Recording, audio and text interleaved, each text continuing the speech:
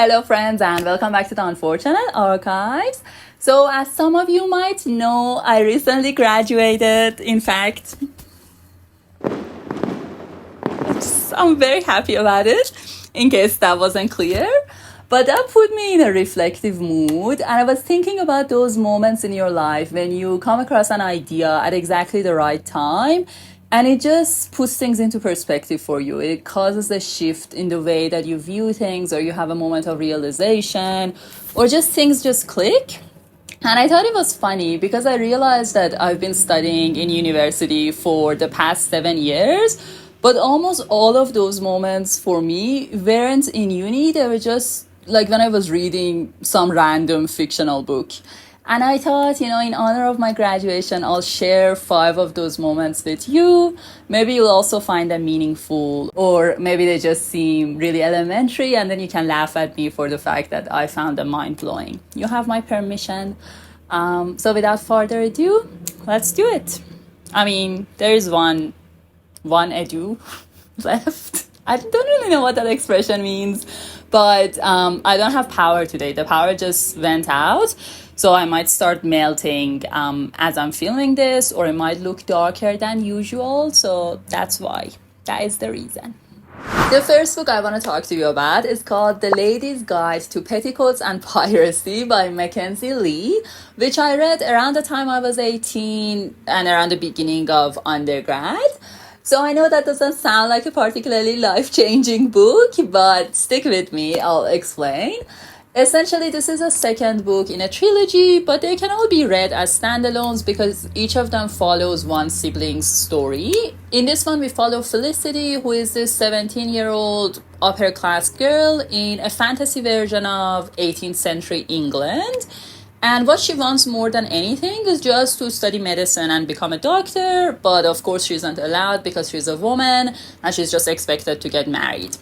So in this book, we follow her journey as she tries to make her way to Germany so she can meet a famous doctor there who she hopes is going to give her a chance to study. But of course, things don't go so smoothly, and along the way, she has plenty of adventures with like pirates and dragons and all this stuff. This is on the younger side. This is like YA fantasy. It's a really fun book. I like the entire series. In this one in particular, Felicity is just very like headstrong, very smart and independent, but there is none of the not like the other girls syndrome. She likes fashion and makeup as much as she likes medicine and natural history. She's just a very well-rounded character. The writing is also really, really beautiful. I really like the writing style. It has a lot of really memorable quotes, memorable quotes. And the entire series has really good queer representation. Like in this one, Felicity is on the A or Ace spectrum, which you don't really come across that often, I don't feel like, especially in fantasy.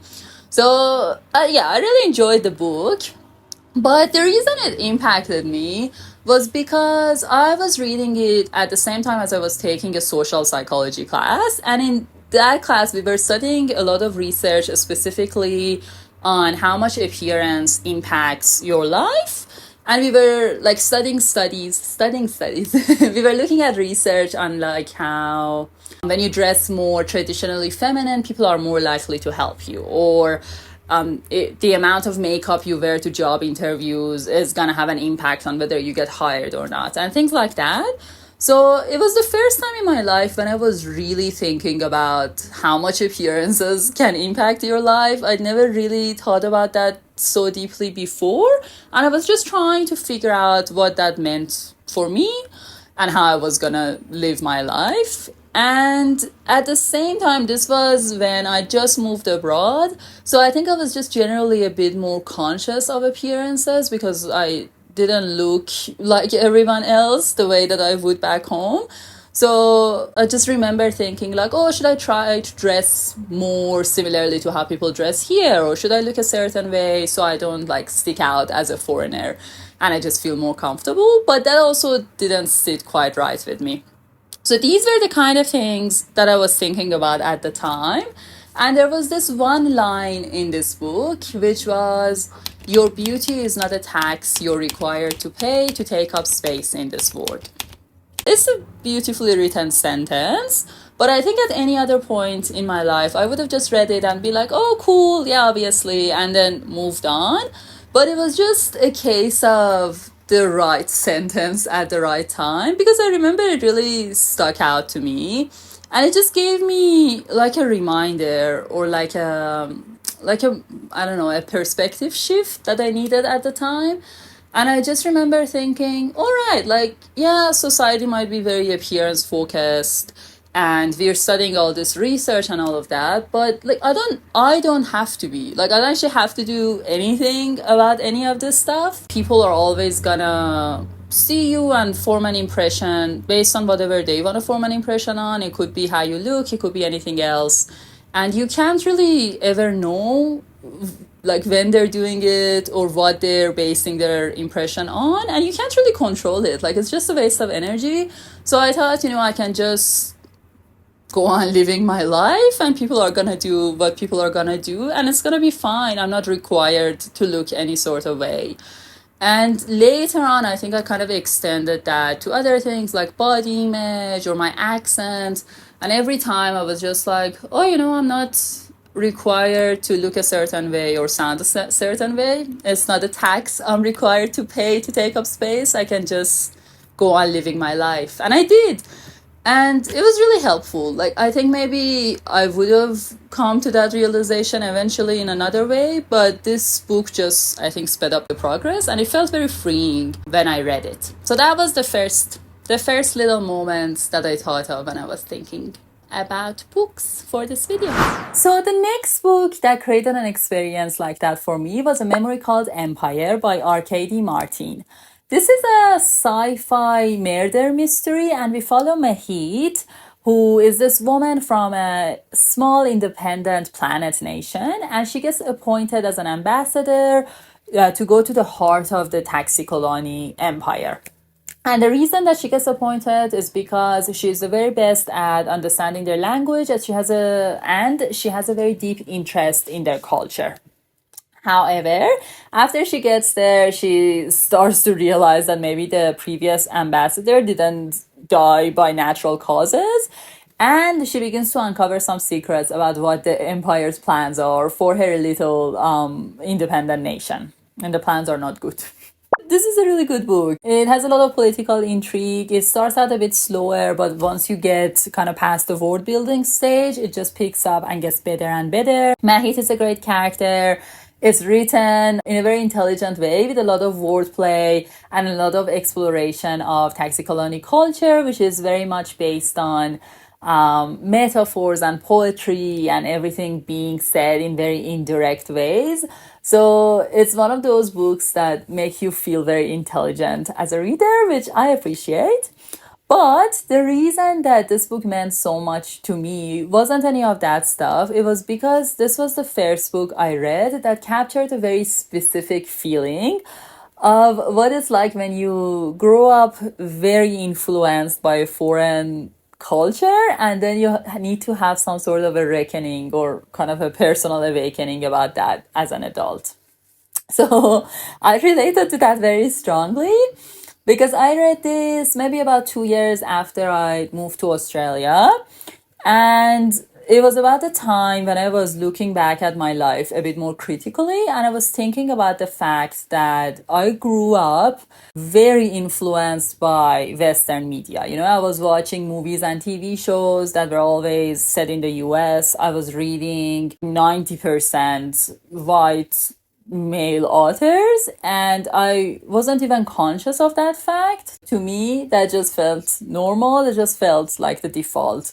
And it took, until that age, when I was like 20, 21, to actually ever really question it.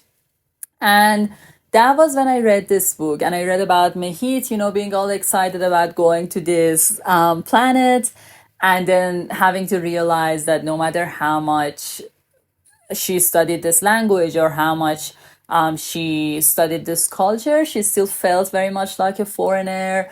Her character journey was all about how she, first of all, felt stuck between these two cultures and didn't feel like she belonged fully to either. But it was also about having to understand the power dynamics of how this culture that she idealized so much was actually politically very powerful and could very easily take over her, her own culture and country. And that she wasn't okay with that. So I think I just read this book and there were so many scenes, there were so many passages where I just felt like it captured something about my own life and then it showed it to me. It was a very powerful reading experience. It was very validating to read that other people had these experiences, that other people thought about these things and wrote about these things, and it just pushed me to seek out those writings. And over time, that led me to understand, broader things like imperialism or colonization, which I did not understand at all before this point. Like, it helped me understand that there was a reason why we grew up idealizing certain cultures, and it goes way beyond, a personal choice. It goes way beyond me just randomly choosing a TV show set in the US, So it just shifted my entire worldview, essentially. So if I ever met R.K.D. Martin, I would say a very heartfelt thank you.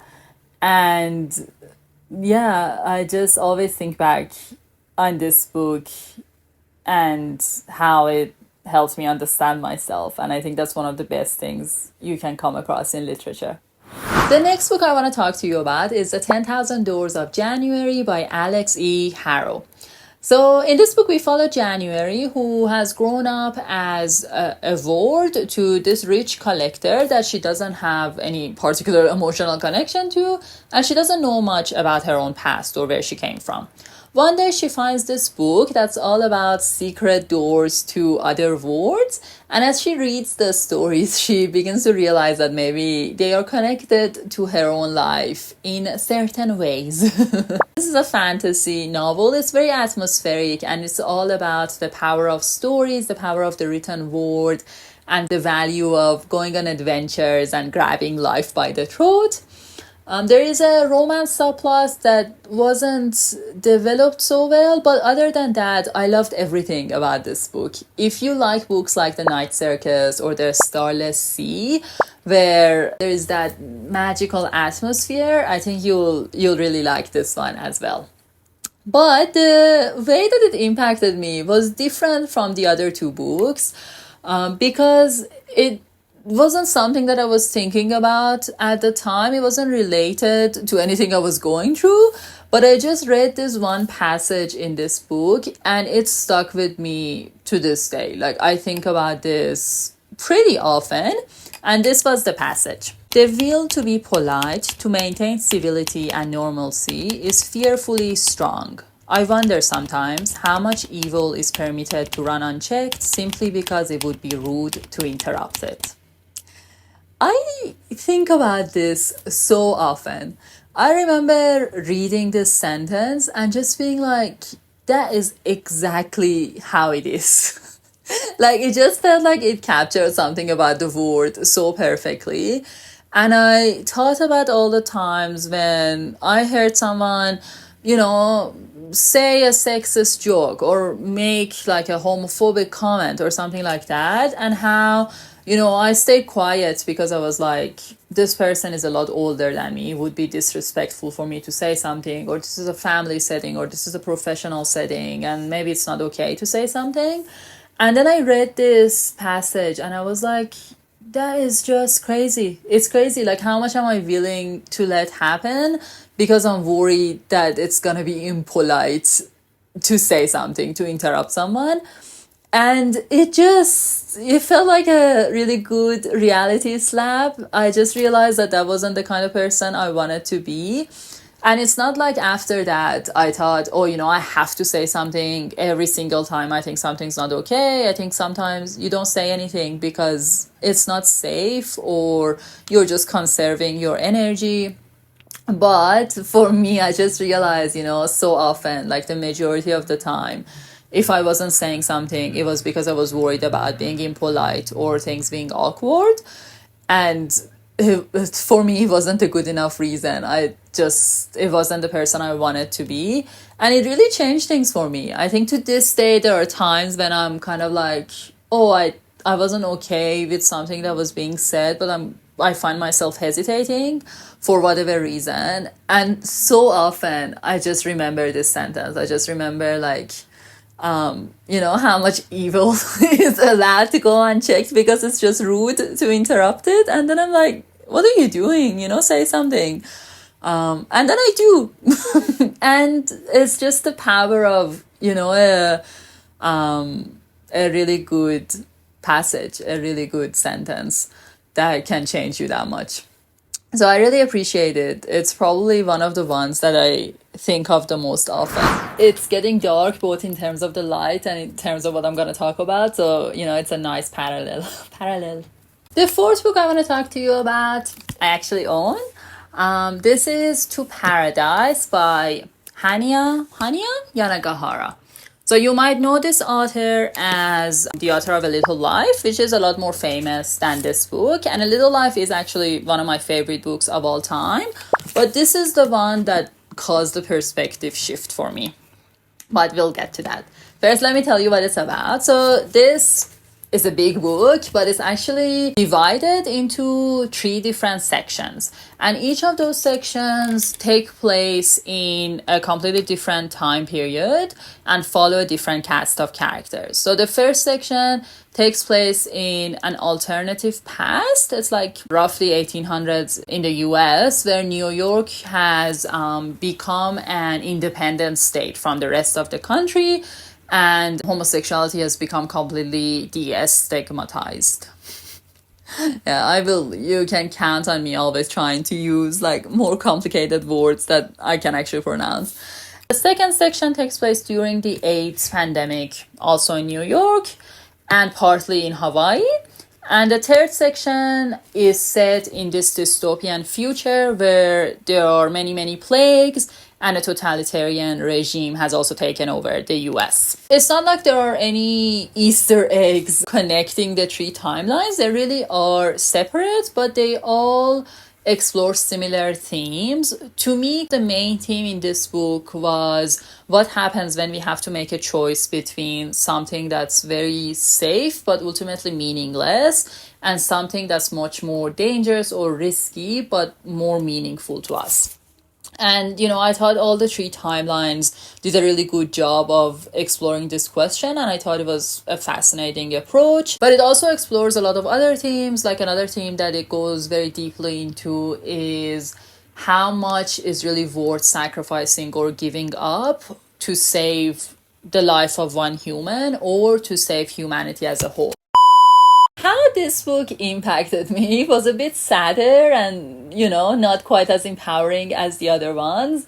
But there is this one section in the dystopian part of the book where 2 characters are looking out the window and talking about what is a dystopia. And then one of them says to the other, "Does this look like a dystopia to you?"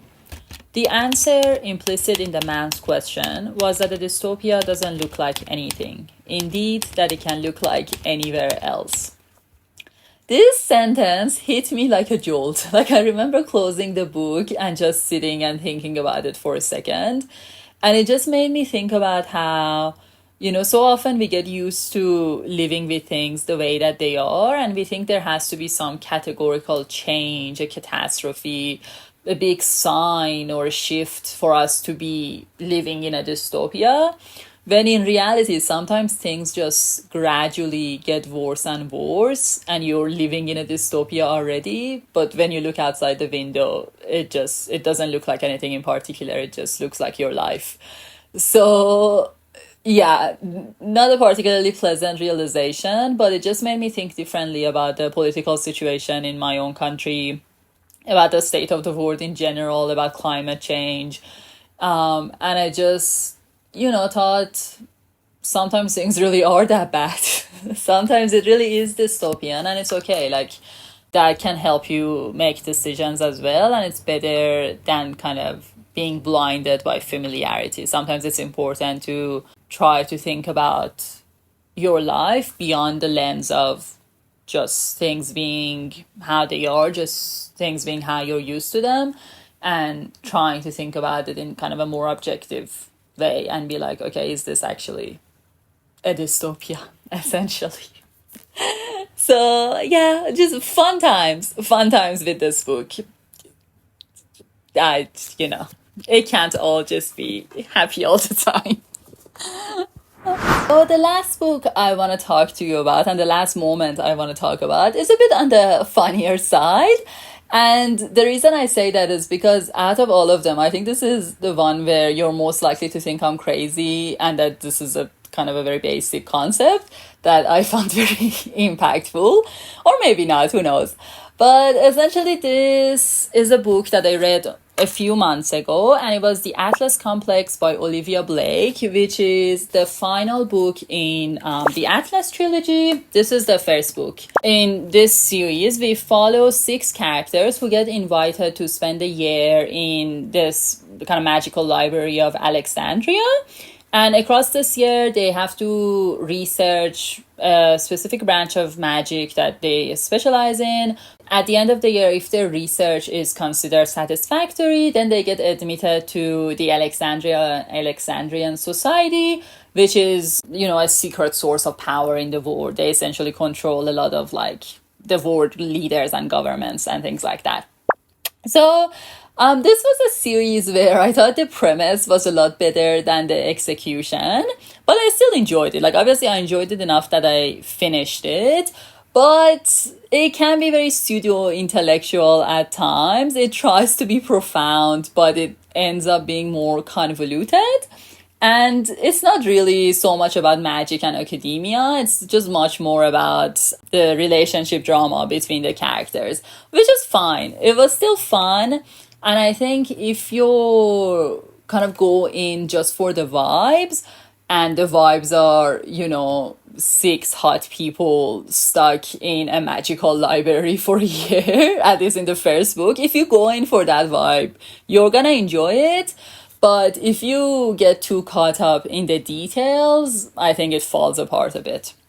So that's my overall review of the series. The last one in particular, the Atlas Complex and the end of the trilogy, made a lot of people very mad, but we're not talking about that. We're going to talk about the aspect of it that impacted me. And that was this one particular section where it was describing the backstory of a villain character, essentially. And it was describing him as this boy who grew up reading a lot of books, and he always thought that books saved his life. And then the narrator says, of course, he never realized that it wasn't the books that saved him, it was the people who wrote the books. And then it makes this analogy about how if you're drowning and someone throws you a line, it's not the line that saves you, it's the person throwing it. And I felt so called out by that description that it took me out of the book. I was actually like, excuse me, I didn't ask to be attacked. And it's because, I also grew up reading very consistently. And it's not like I go around saying this, but I also do think that books saved my life in a lot of ways. They helped me through many different stages of my life. Sometimes it was just providing escape and sometimes it was that I was figuring things out and I was reading about characters who were going through similar things that I was going through, and I was using their journeys to navigate my own life. So in a lot of ways I do feel very indebted to books, but I'm equally likely to be like, I hate people suck. People are the worst. Books are the best. I don't need people. I just need books. Those are all sentences that I've definitely said. And I would like to reassure you that I have a lot of people in my life that I love very deeply and, that who love me as well. But I think I can also be very pessimistic about humanity as a whole. So I needed that reminder, actually. I really needed there to be a stronger connection between the fact that when a book helps me, it's actually the person who wrote the book that helped me. Without people, there would actually be no books. Actually, outside of nature, everything that I find beautiful or meaningful is made by people. A big part of that for me is literature, but you know, there's also music, there is art, any sort of art, paintings, movies. It's all because of people. And as a whole, I think it just made me like and appreciate humanity a lot more. And maybe it's just generally a wake-up call if you read the backstory of a villain and you relate to it so much. I think it's like that's an important an important moment in anyone's reading life. So that is the last one. That's the last one for this video. Thank you so much for listening to me talk for what felt like hours, but it's hopefully going to be shorter after a good round of editing. It felt a bit more vulnerable making this video than my usual ones. I hope you enjoyed it. Maybe you took something out of it. And I'm really glad that you were here to celebrate with me the power of the written word, you know? Oh, that does sound cliche. You know, just give that one to me. I'm very tired. Please take care of yourselves, and I'll see you real soon. Bye bye. Now I came back, so I'm no longer in danger of heat stroke, which I personally appreciate. I'm gonna go chronologically. Chronologically.